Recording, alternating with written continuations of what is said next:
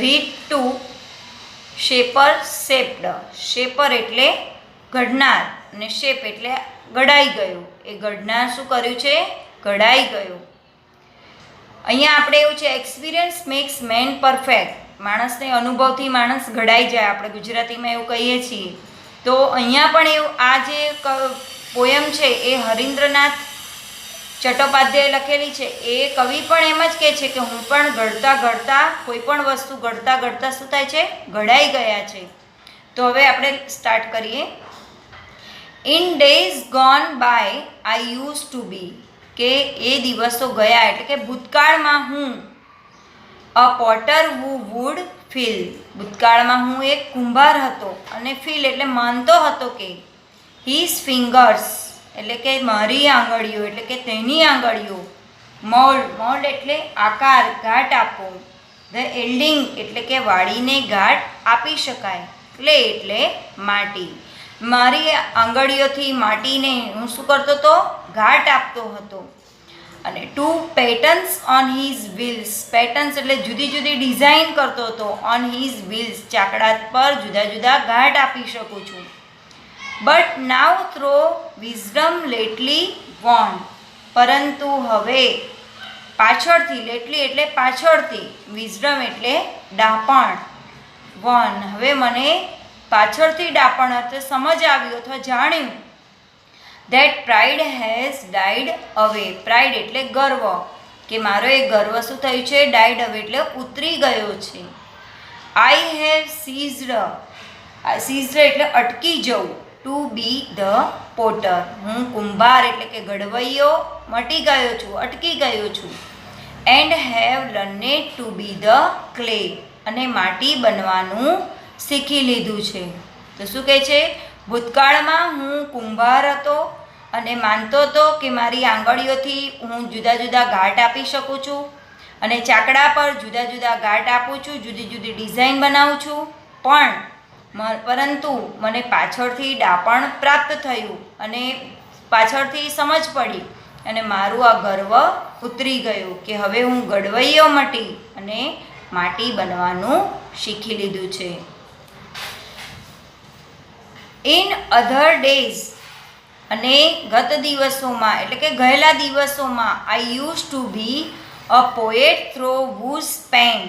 એક કવિ છે અહીંયા કે શું કહે છે કે હું કલમ, પેન એટલે આપણે કલમ, કવિ કલમથી લખતો હોય તો કલમથી લખતો હતો જ્યારે કલમમાંથી ઇમ્યુનેરેબલ એટલે કે અસંખ્ય, સોંગ્સ એટલે કે ગીતો, કાવ્યો, વુડ કમ એટલે કે આવતા હતા, લખતા હતા, કે મારી કલમથી હું અસંખ્ય કાવ્યો લખતો હતો. To win the hearts of men. અને શું કરતો હતો? માણસોના દિલ જીતી લેતો હતો. બટ નાવ પરંતુ હવે થ્રો ન્યૂ ગોટ નોલેજ એટલે કે નવા લીધેલા જ્ઞાનથી, ગોટ એટલે મેળવેલા જ્ઞાનથી, which I had not had so long. પણ જે અત્યાર સુધી મેં શીખ્યું નહોતું. અને હું હવે I have ceased to be the poet. એ પણ એમ કહે છે કે હવે હું કવિ મટી ગયો છું અને and have learned to be the song. અને કાવ્ય ગીતો બનવાનું શીખી લીધું છે. એટલે દરેક માણસને જ્યારે સમય આવે ત્યારે એનું પોતાનું અભિમાન ઉતરી જ જાય છે. આ કાવ્ય આપણને એવું શીખવાડે છે કે આપણે ક્યારેય પણ મોટાઈની બાબતને કે મને એકલાને જ આવડે છે, હું જ કરી શકું છું, એવું આપણામાં ન હોવું જોઈએ. દરેક માણસની ક્ષમતા પ્રમાણે એ કંઈ પણ કરી શકે છે. તો શું કહે છે કે ગયેલા દિવસોમાં હું એક કવિ હતો જે કલમમાંથી અસંખ્ય ગીતો લખતો હતો અને તેનાથી માણસોના દિલ જીતી લેતો હતો. પરંતુ હવે નવા લીધેલા જ્ઞાનથી હું અત્યાર સુધી જે મને નહોતું શીખ્યું તે હવે હું કવિ મટી ગયો છું અને કાવ્ય બનવાનું શીખી લીધું છે. I was to fashioner of sword. Sword એટલે તલવાર એટલે કે કુશળ તલવાર ગઢનાર હતો. આઈ વોઝ અ ફેશનર એટલે કુશળ એટલે કે આમ તલવાર ગઢનાર હતો. In days that now are gone. એટલે કે હવે એ દિવસો ગયા. વિચ ઓન 100 બેટલફિલ્ડ્સ એટલે યુદ્ધભૂમિમાં હજારો 100 લોકોને, સેંકડો લોકોને યુદ્ધભૂમિ પર ગ્લિટર્ડ એટલે ચમકવું, એન્ડ ગ્લિમેડ એટલે વીજળીના ચમકારાની જેમ દેખાવું, એન્ડ શોન એટલે ચમકતી. એટલે અહીંયા શું કહે છે? ઝબકી છે, ચમકી છે. શું? યુદ્ધભૂમિ પર એની તલવાર, કે હું એવી તલવાર બનાવું છું કે જે યુદ્ધભૂમિ પર ઝબકે છે, ચમકી છે. બટ નાવ, પરંતુ હવે, that I am bringing with, પણ હવે શું છે? હું એ શાંતિ, the silent of the lord, હવે એ શાંતિ ઈશ્વરને સોંપી છે. આ બધું આઈ એમ બ્રિંગિંગ વિથ એટલે કે મારામાં છલકાય છે, આ બધું દેખાય છે. એ ઈશ્વરને એ શાંતિ સોંપીને હું I have ceased to be sword maker, કે હું તલવાર ગઢનારો મટી ગયો છું. હવે હું તલવાર ગઢનારો નથી. અને and have learned to be the sword, અને મેં શું શીખી લીધું છે? તલવાર બનવાનું શીખી લીધું છે. તો હું એ કુશળ તલવાર ગઢનાર હતો, અને એ દિવસો ગયા કે યુદ્ધભૂમિ પર સેંકડો લોકોની વચ્ચે મારી તલવાર ઝબકી છે, ચમકી છે, અને વિજય પ્રાપ્ત થયો છે મને.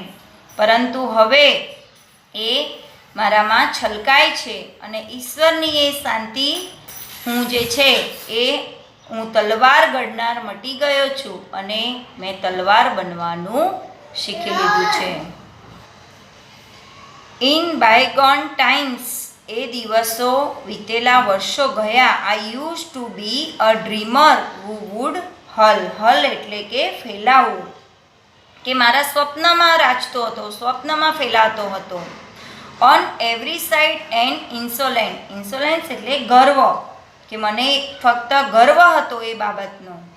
ઓફ ઇમરેન્ડ એટલે નીલમ, એન્ડ પલ એટલે મોતી, એટલે કે નીલમ અને મોતીઓના માલિક હોવાનો મને ગર્વ હતો, કે મારી પાસે નીલમ ને મોતી છે.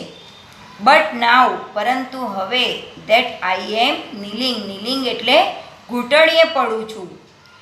At the feel of the supreme એટલે સર્વશક્તિમાન, એને ભગવાન, સર્વશક્તિમાન એટલે ભગવાન, એના ચરણોમાં પડું છું. ફીટ એટલે એના ચરણોમાં પડું છું. I have ceased to be the dreamer, એટલે કે હું એ સ્વપ્નમાં રાચનાર મટીને સ્વપ્નમાં રાચનાર નથી, સ્વપ્ન જોનાર નથી, પરંતુ and have learned to be the dream, હવે મેં સ્વપ્ન બનવાનું શીખી લીધું છે. કે વીતેલા વર્ષોમાં એટલે કે ગયા વર્ષોમાં હું એવું સ્વપ્નમાં રાચતો હતો કે હું નીલમ અને મોતીઓનો માલિક હોવાનો મને ગર્વ હતો, પરંતુ હવે હું ઘૂંટણીએ પડું છું અને સર્વશક્તિમાનના ચરણોમાં જાઉં છું, કે હવે હું સ્વપ્ન જોનાર મટીને હું સ્વપ્ન બનવાનું શીખી ગયો છું. તો આ પોયમ આપણને એવું શીખવાડે છે કે ક્યારે પણ આપણે કોઈ પણ બાબતનો ગર્વ કરવો જોઈએ નહીં, કે હું એક જ કરી શકું છું, મારાથી જ થાય છે, બધું જ બધા કરી શકે છે, એવું આપણને શીખવાડે છે. કે આપણે પોતે જ એ છીએ, જ્યારે સમય આવે ત્યારે આપણે બધું જ અભિમાન આપણને ઓગાળી દે છે. તો અહીંયા પોયમ ફિનિશ થાય છે.